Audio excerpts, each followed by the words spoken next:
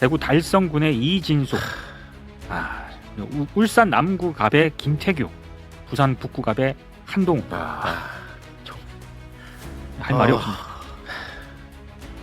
제가 진짜 유이동과 한동훈만큼은 절대 안 된다.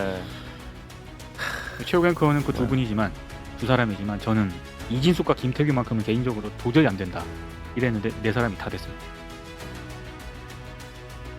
일단 한고단고 자세한 수치는 잠시 후에 좀 살펴보기로 하고요. 이 결과 어떻게 분석들 하고 계시는지 좀 궁금합니다. 이런 말 있죠. 졌지만 잘 싸웠다는 젖잘 싸웠다. 이번에 뭐 이겼는데 못 싸운 것 같습니다. 이 못 싸라는 단어가 적절한 표현이 아닌가 싶은데 당연히 가져와야 될. 예를 들면 제가 이제 지난주에 광역단체장 16개 중에 뭐 15대 1에서 아무리 못 잡아도 뭐 14대 2나 13대 3 정도. 그래서 아예 12대 4는 우리가 그 표에 넣지도 않았었는데 서울이 이제 안방을 내주게 되면서 굉장히 충격과 컸고 뭐 이 평택을 같은 경우는 사실 과거에 이제 노태우 대통령이 당선됐을 때처럼 그 YSDJ가 삼김이 분열이 되면서 30%대로 당선이 됐던 노태우 대통령을 얘기하면서 설마 했는데 유이동 후보가 당선이 되는 결과를 나타내면서 사실 이 뭐 정치가 굉장히 앞으로 뭐 계속 발전을 해 나가겠지만 이게 우리가 원하는 만큼 속도를 내지는 못한다라는 거고 이재명 대통령도 2020년도에 우리가 당선될 거라고 생각을 했는데 5년이나 또 늦게 당선되면서 또 지금 너무 잘하고 계시지만 또 민심이 천심이고 천심의 때가 있는 거겠지만 막상 우리 유권자들이 받은 충격파는 굉장히 클 거고 또 4년을 또 기다려야 되니까 많이 좀 힘겨우실 것 같은데 뭐 그 노래도 있고 또 어떤 작품도 이 쇼 머스트 고온이라는 작품이 있거든요. 이 쇼는 계속되어야 한다. 우리 민주 진보 진영에서 이번에 그냥 전쟁 딱 끝내고 그냥 좀 편안한 뭐 4년 보내려고 혹은 뭐 다음 총선까지 2년을 보내려고 생각했던 것 같은데 역시 전쟁은 쉽게 끝나지 않는다라는 거죠. 참 뼈 아픕니다. 그리고 개인적으로도 좀 많이 죄송하기도 하고 너무 좀 가슴이 아픕니다. 우리 교수님은 어떻게 보고 계십니까?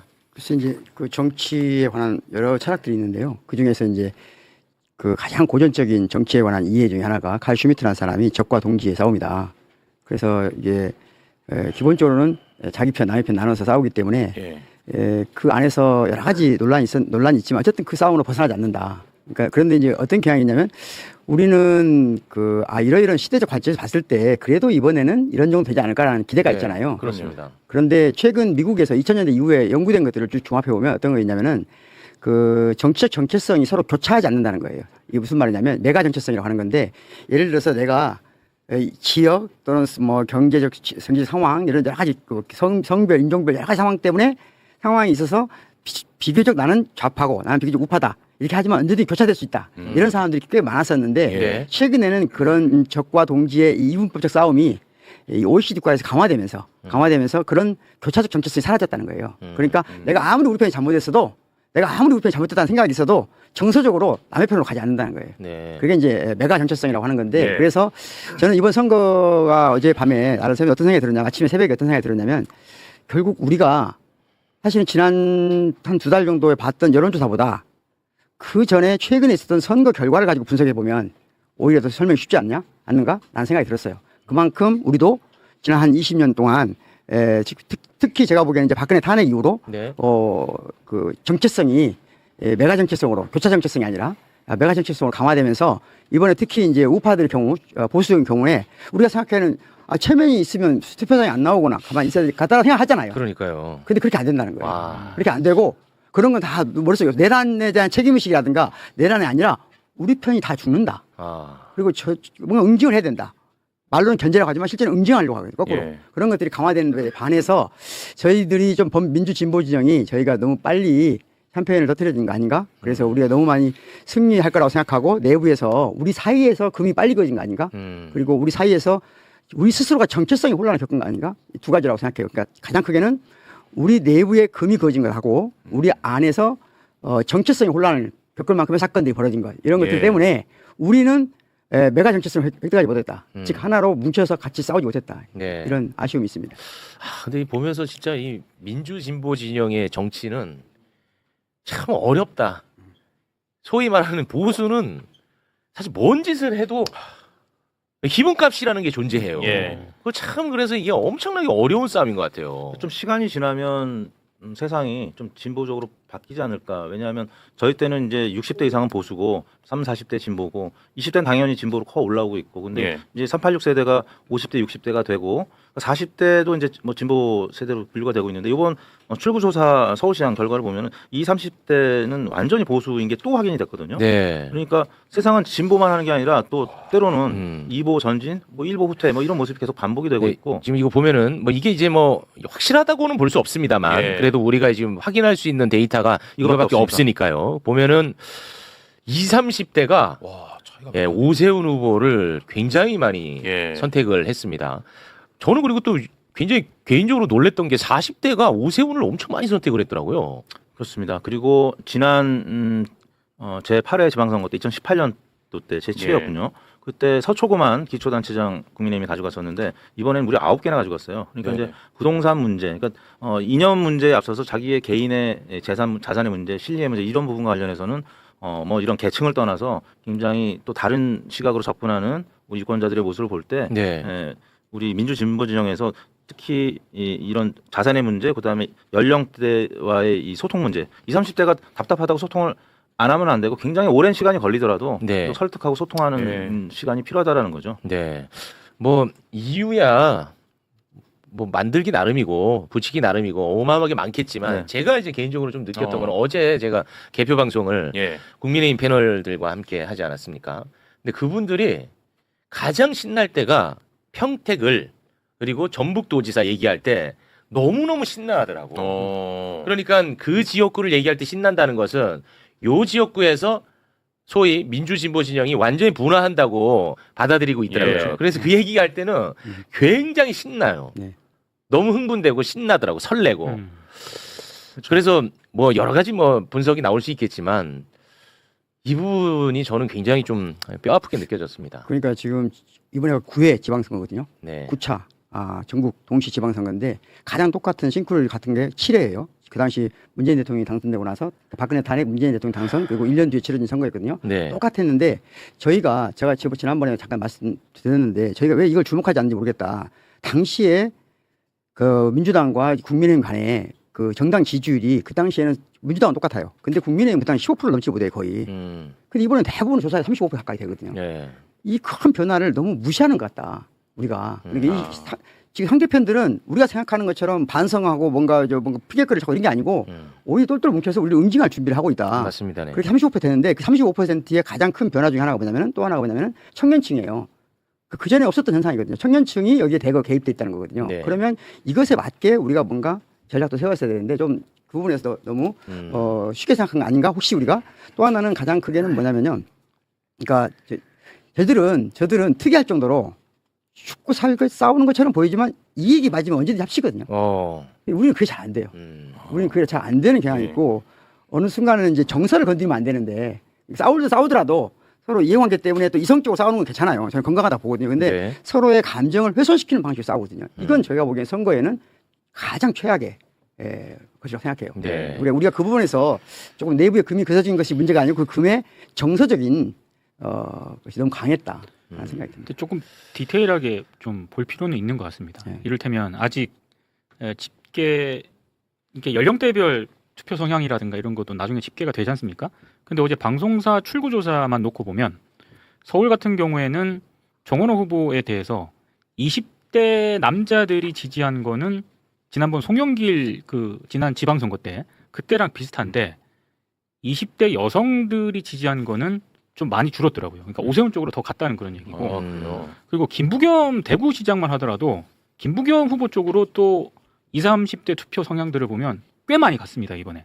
그러니까 이거는 단순히 20, 30대가 뭐 보수화됐다 이렇게 뭉뚱그려서 얘기하기보다는 네. 각 지역별로 어떻게 뭔가 투표가 갔고 이게 특수성이 디테일하게 있었다. 좀 구분해서 예. 좀 평가를 해볼 필요는 있을 네. 것 같아요. 그러면 저희가 그 관심 지역구 한 곳 한 곳 조금 디테일하게 좀 살펴보겠습니다. 서울시장 얘기가 계속 나왔으니까 서울시장 여기가 아직 그 개표가 완료가 되지는 않았거든요. 예. 그런데 이제 잠정적인 결과가 나왔으니까요. 소개를 좀 부탁드리겠습니다. 네, 오세훈 후보가 49.15%의 득표율을 얻은 것으로 일단 잠정 집계가 됐고요. 그리고 정원호 후보가 48.13%. 네. 네. 뭐 당락에는 변화가 없을 것 같아요. 없습니다. 네. 네. 아 이거는 진짜 너무너무 충격적인 결과잖아요. 이건 뭐 사실 아마 국민의힘에서도 상상하지 못한 결과였을 거예요.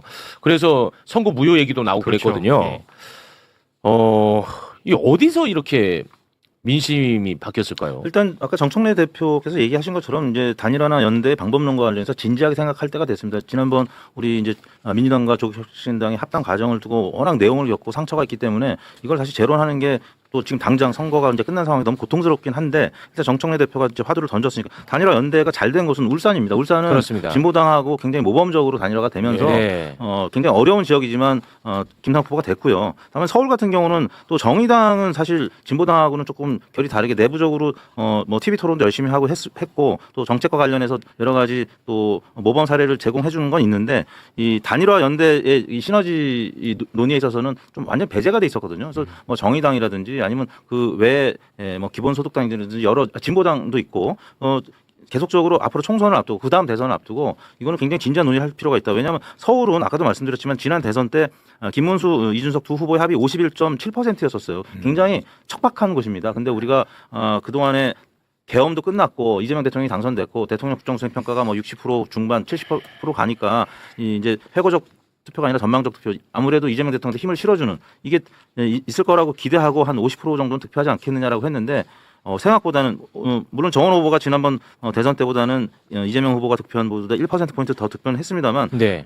그거보다는 좀 더 득표를 했었어야 되는데 이게 결국에는 응집력이 좀 약화된 측면 또 단일화 연대의 논의에 또 다른 파트너들이 있는데 뭐 정의당 지금 다 우리가 빅텐트를 치고 언제든지 큰 선거에 있어서는 좀 그런 논의를 할 때가 된 것 같다는 생각이 혹시 그 정원 후보가 처음에 굉장히 앞서갔었잖아요. 그렇죠. 이제 그러다 보니까 뭔가 좀 조심해야 된다는 강박 때문에 뭔가 좀 수세적으로 캠페인을 벌인 거 아닌가. 그래서 뭐 주풍문란 때 특히 그 수세적으로 부동산 정책 같은 경우 이제 저희가 좀 많이 걱정이 돼가지고 말씀을 좀 드렸었는데 이 오세훈을 따라가는 듯한 그런 정책이 나와가지고 그렇게 되면은 그게 선거 공약적으로도 안 찍을 사람이 정원호를 더 찍고 그렇지 않다는 거를 저희가 이제 한번 다룬 바 있거든요. 아 그게 좀 저는 좀 아쉽더라고요. 그렇죠. 그래서 실제로 이번에 이재명 정부의 부동산 정책과 반대되는 방향성을 전면에 내세웠던 후보들이 예. 결과가 안 좋더라고요. 글쎄요. 예. 예. 그러니까 그게 제가 보기에는 정체성을 흔드는 정치가 되면은 신바람 나서 안 간다는 거예요. 아 신바람이 안 나. 예, 이번 선거에서 가장 큰 문제는 지금 민주 진보 진영 투표장에 갈 때 신바람이 없었어요. 아 그래요. 우리가 1권 예상하면서도 신바람이 안 나는 선거가 된 게 뭐냐면은 네네. 주요 후보자들이 정체성을 흔드는 그때 정책을 내놓는다든가 중간에 발언이 있었다든가 그러니까 우리 진보 진영에 상처가 될 만한 발언들이 가끔씩 있었잖아요. 서울시장 경우도 한 번 있었고 서울시장 경우 정체성 관련해서 방금 말했던 부동산 정책도 아니 현 정부의 핵심 수도권에서 네, 반대되는 후보 나오면 우리가 맞아요. 정체성이 혼동스럽잖아요. 예. 그러면 어떤 문제가 생기냐면 그렇다고 반대편을 찍지는 않아요. 그렇죠. 그런데 우리가 선거에 나갈 때 신바람이 안 난다는 거예요. 그러면 10명 중에 1명이 안 나가게 된다는 거예요. 투표장에. 네. 그런 결과라고 저는 보거든요. 참 큰일 났네. 오세훈을 또 봐야 되네. 참. 어떻게 오세훈이 되냐.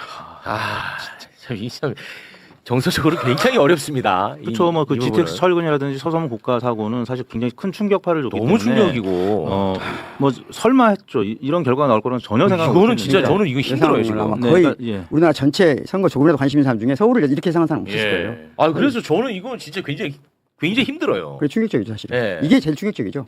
아니 이게 혹시나 내가 알던 상식이 이게 상식이 아닐 수도 있다라는 생각까지도 지금 들거든요. 예. 근데 제가 이제 최근에 그러니까 이명박 정부에서부터 시작해서 서울시장을 쭉 했던 사람들의 그 도시정책 관련된 비교연구 관련된 책을 봤거든요. 책을 보니까 내가 생각하는 진보와 보수의 프레임이 명확하게 그러니까 선하게 프레임이 아니고 나름대로 보통 사람들이 보면 서로 다른 프레임으로 대결하고 있구나라는 걸 느낌을 준 게 뭐냐면요. 예. 가장 쉽게는 그런 거예요. 이명박 오세훈은 서울을 하나의 좋은 상품으로 만들겠다. 네.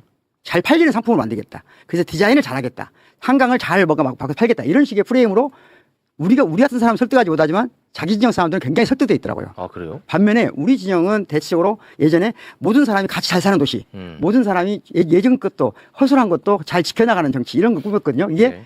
사실은 우리 진영 내부에서 잘 몰라요. 좀 어렵지. 어렵다 보니까. 느끼기가 어려워. 어렵다 보니까 잘 모르니까 훨씬 더 그 전략적으로 그걸 접근을 많이 했었어야 되거든요. 네. 그런데 우리 진영을 서울시는 왜 우리가 해야 돼? 라고 하는 것에 대해서 정치적인 이유만 있었지 삶 속에서 삶으로서 정치 속에 우리가 약했다고 저는 보는 측면이 최근에 그 책을 보면서 그런 걸 많이 느꼈습니다.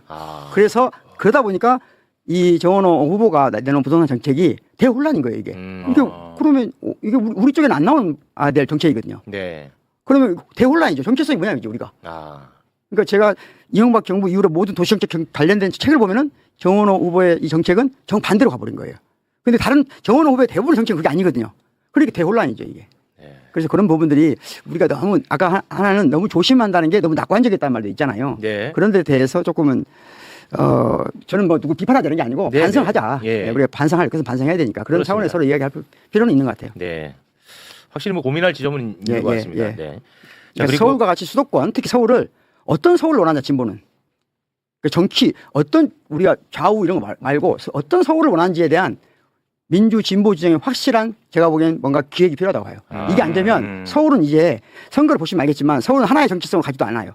이게 앞으로 계속해서 점점점 진보가 어려운 판이에요. 그러니까 뭔가 예. 딱 눈에 보이는 예. 그 모델을 제시를 해야 되겠군요. 그렇습니다. 예를 들어 예전에 우리가 뭐 무상급식 할 때 확 떠오르듯이 진보는 서울을 뭘 원하냐 이거예요. 뭔가 보수는 구체적으로. 명확해요. 보수는 제가 보니까 명확해요. 음. 그러니까 이 오세훈 시장 우리가 아무리 싫어해도 저쪽 사람들 보니까 오세훈의 쭉 일관된 정책이 하나 있어요. 서울을 디자인하는 서울이에요. 디자인 서울. 서울을 세계에서 가장 멋진 도시로 디자인해서 팔겠다. 이거예요. 그렇게 했다는 건 아니고. 아니에요. 그러니까 했다는 게 아니고 그렇게 하겠다는 정책이 명확하다는 거예요. 근데 우리는 그럼 그 뭐냐 이거죠. 우리는 뭐예요? 우리 서울 시민 모두에게 확실한 청사진, 어떤 서울을 원하는가? 이에 대한 사진이 있는가?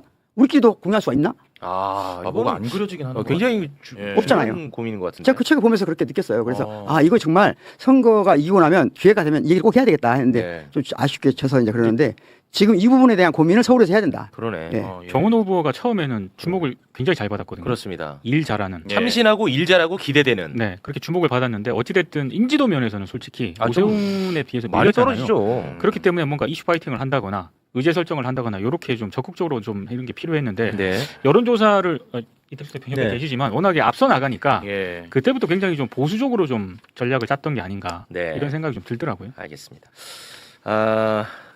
또 이제 기다리고 계시는 분들도 계시니까 부산까지만 좀 한번 같이 살펴보도록 하겠습니다. 그래도 너무너무 감사하고 너무너무 다행스럽게 부산시장은 전재수 시장이 당선이 됐습니다. 전재수 후보가 50.52%로 참 어렵게 됐네. 당선이 됐고요. 박형준은 47.9%. 이 쉽지가 네, 않네. 이거 쉽지 않게 됐습니다. 쉽지가 않아. 자, 일단 전재수 당선인의 당선 소감 잠깐 영상으로 보고 오겠습니다. 변화를 선택하신 우리 부산 시민들의 뜻을 무겁게 받들고 열심히 일하고 또 일하겠다라는 다짐의 말씀을 부산 시민들께 드리도록 하겠습니다. 정말 고맙고 감사합니다. 그리고 저와 함께 부산의 미래를 열기 위해 경쟁하셨던 박형준 우리 후보님께도 정말 고생 많으셨다라는 말씀을 드립니다. 그리고 저의 당선이 마냥 기쁘지만은 않습니다. 당선된 사람보다 낙선한 사람들이 더 많습니다. 제가 부산시장으로서 더 열심히 일을 해서 우리 민주당이 부산 시민들의 마음을 한 분이라도 더 얻을 수 있도록 최선을 다해서 부산을 다시 뛰게 만들겠다라는 다짐의 말씀도 아울러서 드립니다. 네, 전재수 시장님 너무너무 축하드리고 꼭 열심히 잘해서 부산 시민분들 잘 설득을 해주시면 좋을 것 같습니다. 그런데 너무나 좀 고통스럽게도 부산 북구갑 결과가 좋지 않았습니다. 무소속 한동훈 후보가 42.96%로 당선이 됐고요. 민주당 하정우 후보는 41.26%, 국힘 박민식 후보는 15.79%를 기록을 했습니다. 네. 또 저희가 선거 한 번 하고 뭐 끝내는 게 아니기 때문에 그렇죠. 이 아픔을 좀 기억을 같이 했으면 하는 바람에서 하정우 후보의 패배 인정 인터뷰 영상을 준비를 했습니다. 함께 보겠습니다.